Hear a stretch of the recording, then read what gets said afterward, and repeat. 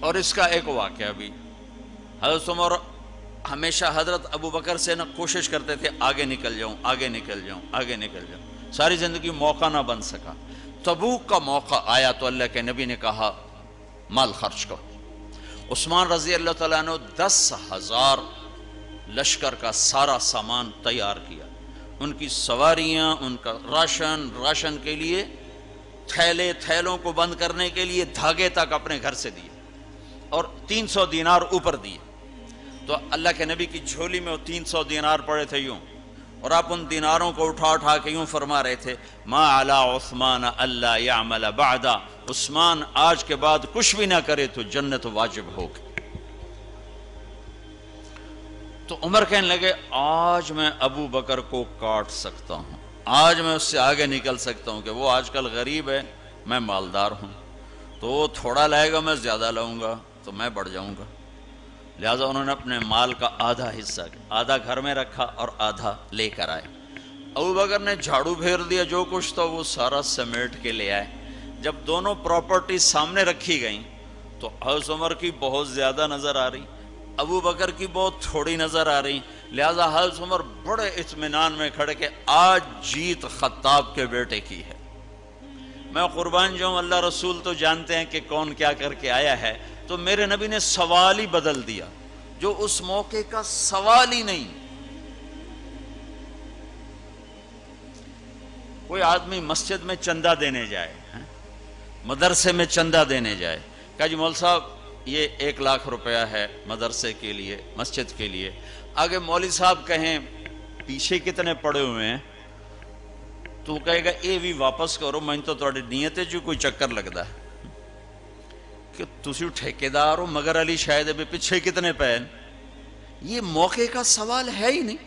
مولوی صاحب کو چاہیے جی جزاک اللہ، یہ لیجئے رسید، بسم اللہ، پھر بھی موقع آئے تو دیتے رہیں۔ تو میرے نبی نے پوچھنا یہ تھا ابو بکر کتنا لائے ہو، عمر کتنا لائے ہو، اور یہی اس موقع کا سوال ہے۔ لیکن اللہ رسول جانتے ہیں کہ کس کے مال میں وزن زیادہ ہے، تو میرے نبی نے سوال بدل دیا، فرمایا عمر ما خلفت، واہ واہ عمر پیچھے کیا چھوڑ کے آئے ہو؟ تو حضرت عمر تو وہیں دھڑم ہو گئے گا، با میں گیا، سوال سے ہی وہ پتہ چلے گا، با میری کلی اڑ گئی وکٹ۔ عمر ما خلفت یا ما ترکت لأہلک، یہ دونوں الفاظ ہیں، پیچھے گھر والوں کے لیے کیا چھوڑا؟ تو پہلے حضرت عمر بڑے جوش میں کھڑے تھے، پھر ایک دم ڈھیلے ہو گئے، کہنے با جی آدھا چھوڑا ہے آدھا لایا ہوں۔ پھر آپ نے کہا ابا بکر ما خلفت یا ما ترکت لأہلک، ابو بکر تو پیچھے چھوڑ کے کیا آیا، بچوں کے لیے کیا چھوڑ کے آیا؟ تو انہوں نے کہا ترکت اللہ ورسول،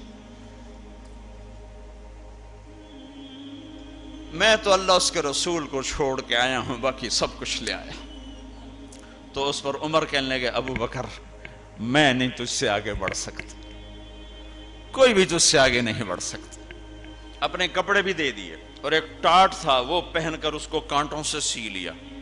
تو جبریل آئے، کہنے لگے یا رسول اللہ، اللہ تعالیٰ پوچھ رہے ہیں کہ ابو بکر نے یہ ٹاٹ کیوں پہنا ہوا ہے؟ تو آپ نے کہا کہ ابو بکر نے سارا کچھ اللہ اس کے رسول پہ لگا دیا ہے، اس لیے یہ پہنا ہوا ہے۔ تو کہا یا رسول اللہ، اللہ تعالیٰ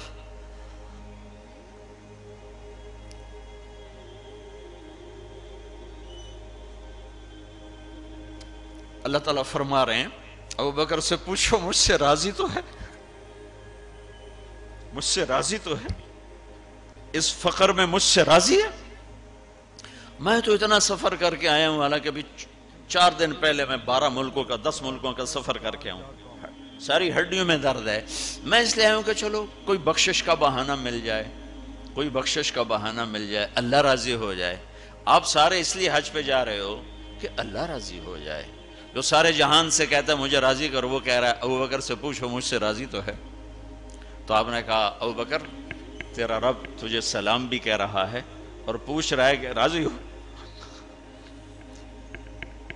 تو ابو بکر کی چیخیں نکلی، میں اپنے رب سے راضی، میں اپنے رب سے راضی، میں اپنے رب سے راضی۔ میرے بھائیو بہنوں، زندگی ایسے گزار کے مرو کہ اللہ کو ملو تو اللہ خوش ہو کے مل رہا، ایسے نہ مرو کہ اللہ کی بارگاہ میں پیش کیے جا رہے ہوں مجرم بن کر، قیدی بن کر۔